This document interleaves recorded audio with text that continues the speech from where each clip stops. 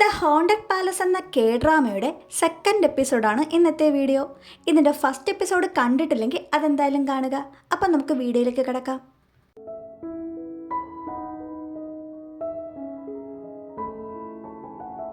അങ്ങനെ യോരിക്ക് ബോധം വരുമ്പോൾ അവരിപ്പോൾ പാലസിലാണ്. അങ്ങനെ അവിടേക്ക് വന്ന പരിചാരക പറയുകയാണ് യൂൻഗ്യാപ്പിൻ്റെ സേവകനാണ് അവരെ കണ്ടെത്തി കൊട്ടാരത്തിലേക്ക് കൊണ്ടുവന്നതെന്ന്. യൂൻഗ്യാപ്പിന് ഇപ്പോഴും ബോധം വന്നിട്ടില്ലെന്നും പറയുന്നുണ്ട്. അതായത് യൂൻഗ്യാപ്പിൻ്റെ ശരീരത്തിൽ ഇപ്പോൾ യുമുകിയാണുള്ളത്. കഴിഞ്ഞ എപ്പിസോഡിൽ യൂൻഗ്യാപ്പ് കൊല്ലപ്പെട്ടതാണ്. അങ്ങനെ യൂൻഗ്യാപ്പിനെ നോക്കി നിൽക്കുമ്പോൾ യോരിക്ക് പഴയ ഓർമ്മകളൊക്കെ വരികയാണ്. പെട്ടെന്ന് അവിടേക്ക് രാജാവ് എത്തുകയാണ്. രാജാവിന് ഏറ്റവും വിശ്വാസമുണ്ടായിരുന്ന ഒരു റോയൽ സെർവൻ്റ് ആയിരുന്നു യൂൻഗ്യാപ്പ്. യൂൻഗ്യാപ്പിന് ഈ അവസ്ഥയുണ്ടാക്കിയത് ആരാണെന്ന് ഇതുവരെ യൂൻഗ്യാപ്പിൻ്റെ സെർവൻറ്റിന് കണ്ടുപിടിക്കാൻ പറ്റിയിട്ടില്ല.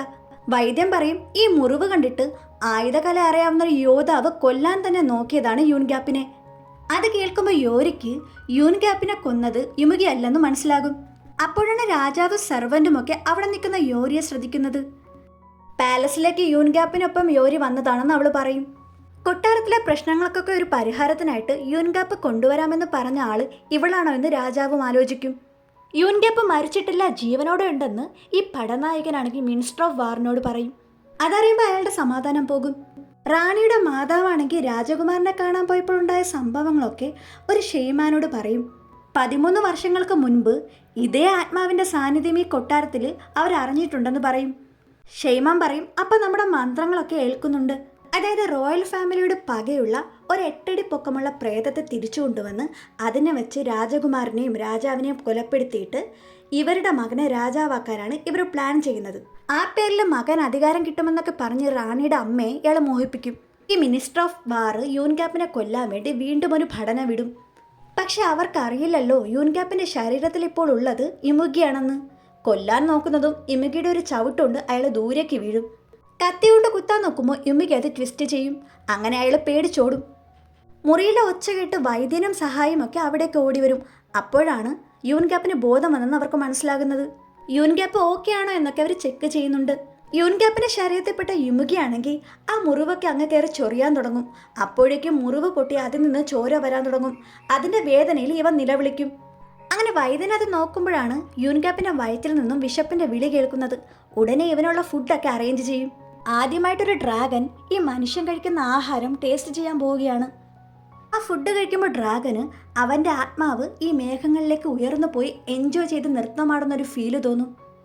ഇമയ്ക്ക് പരിചാരകയോട് പറയും ഈ കഞ്ഞിക്ക് ഇത്രയും രുചിയോ എന്ന് പറഞ്ഞിട്ട് ആഹാരം കണ്ടിട്ടില്ലാത്തവരെ പോലെ അത് കഴിക്കാൻ തുടങ്ങും. ഇവൻ പിന്നെയും പിന്നെ ചോദിച്ചു വാങ്ങി കഞ്ഞി ആസ്വദിച്ച് കുടിക്കുമ്പോൾ യൂൻഗ്യാപ്പിന് ആർത്തിമൂത്ത് പ്രാന്തായെന്ന് വൈദ്യന് സംഘവും വിചാരിക്കും. അങ്ങനെ ഇരിക്കുമ്പോഴാണ് യുമുകി പെട്ടെന്ന് പാലസിൽ 8 അടി പൊക്കമുള്ള പ്രേതത്തിൻ്റെ പ്രസൻസ് മനസ്സിലാക്കുന്നത്. യോരിയേയും കാണാനില്ല. അങ്ങനെ യോരിയെ തേടി അവൻ ഓടും. ഈ സമയത്ത് യോരിക്ക് തങ്ങാനുള്ള മുറി പരിചാരക കാണിച്ചു കൊടുക്കാൻ വേണ്ടി അവളെയും കൊണ്ട് പോകുമ്പോൾ പെട്ടെന്ന് യൂൻഗ്യാപ്പിൻ്റെ വിളി അവൾ എവിടെ നിന്നോ കേൾക്കും. യൂൻഗ്യാപ്പിൻ്റെ ആത്മാവ് അവിടെ എവിടെയോ ഉണ്ടെന്ന് കരുതി അതിന് പിന്നാലെ അവൾ ഓടും. ശബ്ദത്തിൻ്റെ ദിശയിലേക്ക് പോകുമ്പോൾ അവിടെ ഒരു കിണർ കാണും. ആ കിണറിൻ്റെ അകത്തു നിന്നും ഒരു കൈ വരുമ്പോൾ അത് യൂൻഗ്യാപ്പിൻ്റേതാണെന്ന് അവൾ വിചാരിക്കും. പക്ഷെ അത് വേറൊരു പ്രേതത്തിൻ്റെ കൈയായിരുന്നു. ആ പ്രേതം യോരിയെ വലിച്ച് കിണറ്റിലിടും. യോരി എങ്ങനെയോ ഒരു കല്ലിൽ പിടിച്ച് കയറാൻ നോക്കുമ്പോൾ ഈ പ്രേതം അവളെ മുക്കിക്കൊല്ലാൻ നോക്കും. ഈ പ്രേതം പറയും എനിക്ക് കൂട്ടായിട്ട് നീയും കൂടെ വാ. അങ്ങനെ യോരി മുങ്ങി മുങ്ങി പോകുമ്പോൾ ഇമുകി അവളെ രക്ഷപ്പെടുത്തി കൊണ്ടുപോകാൻ നോക്കും. എന്നാൽ ഈ പ്രേതം ഇമുകിയെ പിടിച്ച് താഴ്ത്താൻ നോക്കും. ഇമുകിയുടെ പവർ കൊണ്ട് പ്രേതം ദൂരേക്ക് പോകും. അങ്ങനെ യോരിയും കൊണ്ട് കിണറ്റിന് പുറത്തേക്ക് ഇമുകി വരും. അവളെ കാണുമ്പോൾ പെട്ടെന്ന് ഹ്യൂമൻ ഫീലിങ്സ് ഒക്കെ ഇമുകിയിലുണ്ടാകും.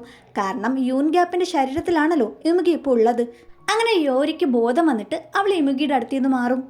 പിന്നെയും യൂൻഗ്യാപ്പിൻ്റെ ആത്മാവിനെ തേടി അവൾ പോകാൻ നിൽക്കുമ്പോൾ ഇമുകി അവളെ തടയും. ഇമുകി അവളോട് പറയും തലനാരിഴക്കാണ് ആ പ്രേതത്തിൻ്റെ അടുത്ത് നിന്ന് നീ രക്ഷപ്പെട്ടത്. നിനക്കെന്താ തലയ്ക്ക് ഓളം ഉണ്ടോ പിന്നെയും പ്രേതങ്ങളുടെ മുന്നിൽ ചാടാൻ. അതും പറഞ്ഞ് ഇമുകി അവളെയും കൊണ്ട് പോകാൻ നോക്കുമ്പോൾ ശരീരത്തിലെ മുറിവിൻ്റെ വേദന കൊണ്ട് അവൻ അവിടെ ഇരിക്കും. വേദന സഹിക്കാനാവാതെ അവൻ്റെ ബോധവും പോകും. അടുത്ത ദിവസം യോരി ആണെങ്കിൽ രാജാവിനായിട്ടുള്ള കണ്ണട നിർമ്മിക്കുന്നതിനായിട്ട് രാജാവിൻ്റെ കാഴ്ച പരിശോധിക്കുകയാണ്. അങ്ങനെ യോരി കൊടുത്ത ഗ്ലാസ് വെക്കുമ്പോൾ രാജാവിനെ നന്നായിട്ട് വായിക്കാൻ കഴിയുന്നുണ്ടെന്ന് പറയും.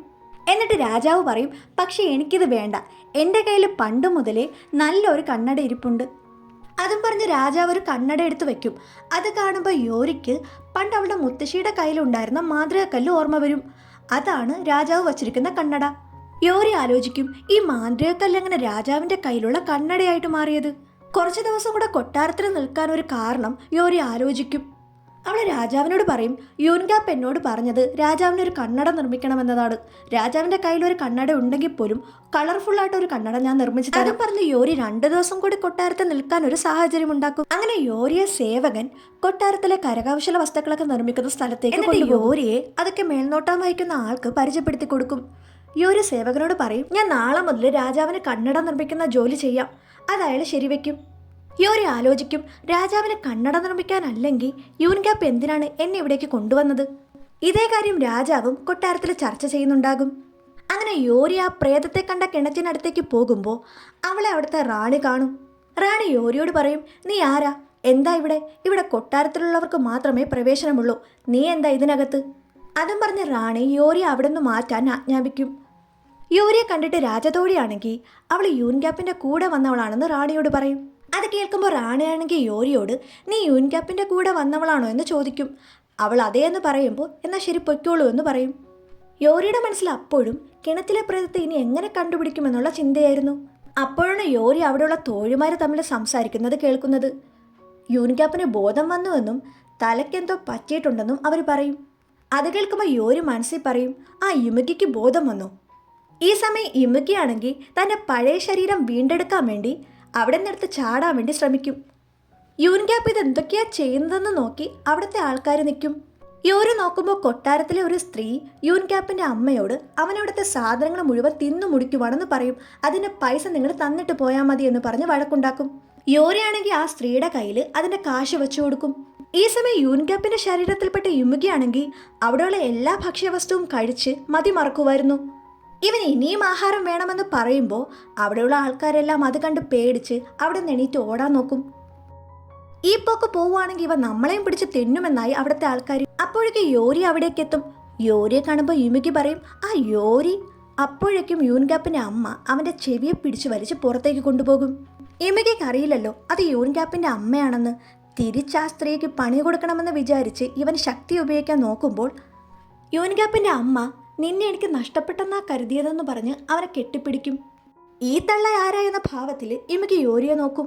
അങ്ങനെ യൂൻഗാപ്പിൻ്റെ വീട്ടിലെത്തി ഇമുകി അങ്ങനെ അറസ്റ്റ് ചെയ്യും. യോരിക്കായിട്ടുള്ള മുറി യൂൻഗാപ്പിൻ്റെ അമ്മ വൃത്തിയാക്കുമ്പോൾ യോരി അതിൻ്റെ ഒന്നും ആവശ്യമില്ലെന്ന് പറയും. യൂൻഗാപ്പിൻ്റെ അമ്മ പറയും, അതൊന്നും സാരമില്ല, എനിക്ക് നിന്നോടുള്ള നന്ദി പറഞ്ഞറിയിക്കാൻ പറ്റാത്തതാണ്. നീ ഉള്ളത് കൊണ്ടാണ് യൂൻഗാപ്പ് ഇപ്പോൾ ജീവനോടെ ഉള്ളത്. നിനക്കറിയാമോ, അവൻ്റെ ചെറുപ്പത്തിലെ തന്നെ നിന്റെ മുത്തശ്ശി പറഞ്ഞിട്ടുണ്ടായിരുന്നു 30 വയസ്സിന് ശേഷം അവൻ ജീവിക്കില്ലെന്ന്. പിന്നീട് അങ്ങോട്ടുള്ള ജീവിതം പേടിച്ചായിരുന്നു അവൻ എന്തെങ്കിലും പറ്റുമോ എന്ന്. പക്ഷെ ഇപ്പോൾ അങ്ങനൊരു അപകടം സംഭവിച്ചുവെങ്കിലും നീ ഉള്ളതുകൊണ്ട് അവൻ ജീവനോടെ ഉണ്ടല്ലോ. പക്ഷെ പാവം യൂൻഗാപ്പിൻ്റെ അമ്മയ്ക്ക് അറിയില്ലല്ലോ ശരിക്കും യൂൻഗാപ്പ് മരിച്ചുവെന്ന്. അങ്ങനെ ഇമുകിക്ക് ബോധം വരുമ്പോൾ യൂൻഗാപ്പിൻ്റെ അമ്മ അവനെ മേലെ കൈ വച്ച് കിടക്കുന്നുണ്ടാകും. അവരെ പിടിച്ചവൻ മാറ്റും. എന്നിട്ട് യോരിയെ തപ്പി ഇറങ്ങും. ഈ സമയം യോരി യൂൻഗാപ്പിൻ്റെ ആത്മാവിന് വേണ്ടി പ്രാർത്ഥിച്ചു കൊണ്ട് നിൽക്കും. അതായത് ചെറുപ്പത്തിൽ എല്ലാവരും യോരിയെ ഒറ്റപ്പെടുത്തി ഉപദ്രവിക്കുമ്പോൾ അവരെല്ലാവരും പിടിച്ചു മാറ്റി അവളുടെ കൂടെ നിന്നിട്ടുള്ളത് യൂൻഗാപ്പാണ്. ഒരിക്കൽ യൂൻഗാപ്പ് യോരിയോട് പറയും, ഞാനും അമ്മയും ഇവിടെ നിന്ന് പോകാൻ പോവുകയാണ്, നീയും കൂടെ വരണം. അത് കേൾക്കുമ്പോൾ യോരി ഞാനില്ലെന്ന് പറയും. സംഭവം ഇമുകി യൂൻഗാപ്പിന് പണി കൊടുക്കുമോ എന്ന പേടിയുള്ളതുകൊണ്ടാണ്. വർഷങ്ങൾക്ക് ശേഷം യൂൻഗാപ്പ് കൊട്ടാരത്തിലേക്ക് യോരിയെ വിളിക്കുമ്പോൾ അവൾ പോകാൻ തയ്യാറാകും. കാര്യം ഇമുകി വലിയ പണിയൊന്നും കൊടുക്കില്ലെന്ന് യോരിക്കറിയാം. അങ്ങനെ യോരി പ്രാർത്ഥിച്ചുകൊണ്ട് നിൽക്കുമ്പോൾ അവിടേക്ക് ഇമുകി എത്തും. ഈ പ്രാർത്ഥന കൊണ്ട് വലിയ കാര്യമൊന്നുമില്ലെന്ന് ഇമുകി പറയുമ്പോൾ യോരി ആണെങ്കിൽ അവനെ ഞാൻ തിരിച്ചു കൊണ്ടുവരും. യൂൻഗാപ്പിൻ്റെ ശരീരത്തിലേക്ക് യൂൻഗാപ്പിൻ്റെ ആത്മാവിനെ തന്നെ ഞാൻ കയറ്റും.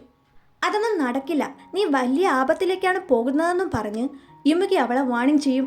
എന്ത് ചെയ്തിട്ടായാലും എൻ്റെ ജീവൻ കൊടുത്തിട്ടായാലും യൂൻഗാപ്പിനെ ഞാൻ തിരികെ കൊണ്ടുവരുമെന്ന് പറഞ്ഞ് യോരി അവിടെ നിന്നും പോകും. യോരി കാത്തിരിക്കുന്നത് യൂൻഗാപ്പിനെ ആണെന്നും അവൾ ഇമുകിയെ വെറുക്കുവാണെന്നും ഇമുകിക്ക് മനസ്സിലാകും.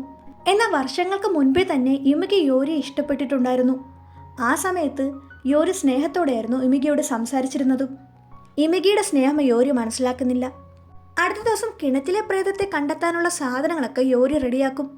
അപ്പോഴാണ് യൂൻഗാപ്പിനെ കൊട്ടാരത്തിലേക്ക് വിളിച്ചോണ്ട് പോകാൻ കൊട്ടാര സേവകൻ അവിടേക്ക് എത്തിയത്. ഈ കൊട്ടാര സേവകനും യൂൻഗ്യാപ്പിൻ്റെ അമ്മയും നമ്മുടെ മിസ്റ്റർ ക്യൂൻ എന്ന ഡ്രാമയിലെ മികച്ച ജോഡികളായിരുന്നു. അത് കണ്ടവർക്ക് മനസ്സിലാകും. അങ്ങനെ യുമിഗയെ വിളിച്ചുണർത്താൻ വേണ്ടി യോരി ചെല്ലുമ്പോൾ ഞാൻ എങ്ങോട്ടുമില്ലെന്ന് പറഞ്ഞ് ഉറക്കം ആസ്വദിച്ച് ഇവൻ കിടക്കും. യോരി പറയും, ശരി നീ വരണ്ട, ഞാൻ ഇന്നലെ കണ്ട പ്രേതത്തിനെ തേടി പിന്നെയും പോകുവാണ്. അത് കേട്ടത് യുമിഗയുടെ മനസ്സമാധാനം പോകും. അവ എണീറ്റ് യോരിയുടെ പിന്നാലെ ഓടും. അങ്ങനെ യൂൻഗ്യാപ്പിൻ്റെ വസ്ത്രം അണിഞ്ഞ് യോരിയുടെ കൂടെ യുമിഗി കൊട്ടാരത്തിലേക്ക് പോകും. യോരിയോട് യുമിഗി പറയും, ഇതെന്തൊരു കഷ്ടമാ ഈ ഡ്രസ്സൊക്കെ വലിച്ചു കയറ്റാൻ. ഈ മനുഷ്യന്മാരെങ്ങനാ ഇതിൻ്റെ ഉള്ളിൽ ഇങ്ങനെ നിൽക്കുന്നത്? യുമിഗിയുടെ തഗ് സംസാരം പിടിക്കാതെ കൊട്ടാര സേവകനാണെങ്കിൽ യോരിയോട് പറയും, നീ പൊയ്ക്കോ, ഞാൻ ഇവനെ കൊണ്ടുപോയിക്കോളാം. അതും പറഞ്ഞ അയാൾ യുമിഗയെ പിടിച്ച് നിർത്താൻ നോക്കുമ്പോൾ അതിന് പറ്റില്ല. പിന്നീട് കുറേ ആൾക്കാരുടെ സഹായത്തോടെ യുമിഗയെ പിടിച്ചുകൊണ്ട് കൊട്ടാരത്തിലേക്ക് പോകും. അങ്ങനെ രാജാവിനെ കാണുന്നതും യുമിഗയെ താഴോട്ടിറക്കും. ഈ സേവകൻ പറയും, രാജാവിനെ പോലും ഇവനിപ്പോൾ പേടിയില്ലാതായിരിക്കുന്നു. അത് കേട്ട് യുമിഗയാണെങ്കിൽ അയാളെ നോക്കി കണ്ണിരിട്ടിട്ട് അവന് തോന്നിയ സ്ഥലത്തേക്ക് പോകും. ഈ സമയം യോരി ആണെങ്കിൽ കണ്ണട നിർമ്മിക്കുന്ന പണിക്കിടയിൽ അവരുടെ എല്ലാവരുടെയും കണ്ണ് വെട്ടിച്ചിട്ട് കിണറ്റിനടുത്തേക്ക് പോകും. എന്നിട്ട് അവളുടെ പൂജാ സാധനങ്ങളെല്ലാം അവിടെ ഒരുക്കിയിട്ട് ആ കിണറ്റിൽ നിന്നും പ്രേതത്തെ പുറത്തേക്ക് കൊണ്ടുവരാൻ വേണ്ടി നോക്കും.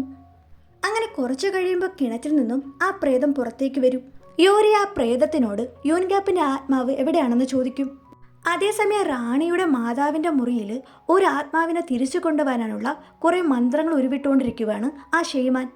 ആ മന്ത്രം കേൾക്കുന്നതും ആരോ വരുന്നുണ്ടെന്ന പേടിയിൽ ഈ പ്രേതം തിരിച്ചു പോകാൻ നോക്കും. യോരി അതിന് സമ്മതിക്കാതെ ആ പ്രേതത്തെ പിടിച്ചു നിർത്തും. ഈ പ്രേതം പറയും, അത് വരാൻ പോകുക. യൂൻഗ്യാപ്പിൻ്റെ ആത്മാവിനെയും അതാണ് കഴിച്ചത്. ആ 8 അടി പൊക്കമുള്ള പ്രേതം അവൻ ഉണർന്നു.